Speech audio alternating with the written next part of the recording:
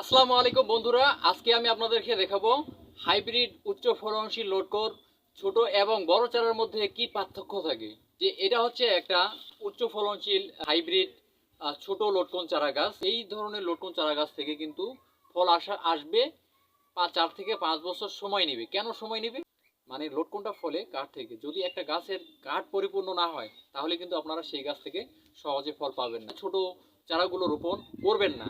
4 থেকে 5 বছর অপেক্ষা করার দিন শেষ। একটা লটকন চারা গাছ লাগিয়ে আপনারা যদি 4 থেকে 5 বছর অপেক্ষা করেন তাহলে এটা কিন্তু আমাদের ব্যর্থতা। আপনারা এইরকম প্রিমিয়াম কোয়ালিটির ঝোপালো চারা গাছ রোপণ করবেন, যাতে করে আপনাদের 1 বছরের মধ্যে অনেক বেশি ফল আসবে। মানে এই এই ধরনের চারা গাছ যখন আপনারা রোপণ করবেন তখন আপনার 4 থেকে 5 কেজি ফল আপনারা আগামী বছরে এটা থেকে হারভেস্ট করতে পারবেন।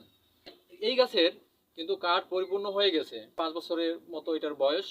তো এই ধরনের চারা যদি আপনারা রোপণ করেন তাহলে এটা থেকে কিন্তু যেহেতু কাঠ হয়েছে সেক্ষেত্রে আপনার এটা থেকে ফল দ্রুত পাওয়ার সম্ভাবনা থাকবে। তো এই ধরনের যারা ঝোপালো প্রিমিয়াম কোয়ালিটির লটকন চারা গাছ অর্ডার করবেন অবশ্যই আমাদেরকে স্ক্রিনে দেওয়া নাম্বারে আমাদের সঙ্গে যোগাযোগ করবেন। তো ভিডিওটা আপনাদের একটুও যদি উপকারে আসে তাহলে অবশ্যই ইউটিউব চ্যানেল এবং ফেসবুক পেজ অবশ্যই ফলো দিয়ে রাখবেন। আর অবশ্যই এইরকম ঝোপালো প্রিমিয়াম কোয়ালিটি বড় লটকন চারা গাছ রোপণ করার চেষ্টা রাখবেন, তাহলে আপনারা দ্রুত ফল পাবেন।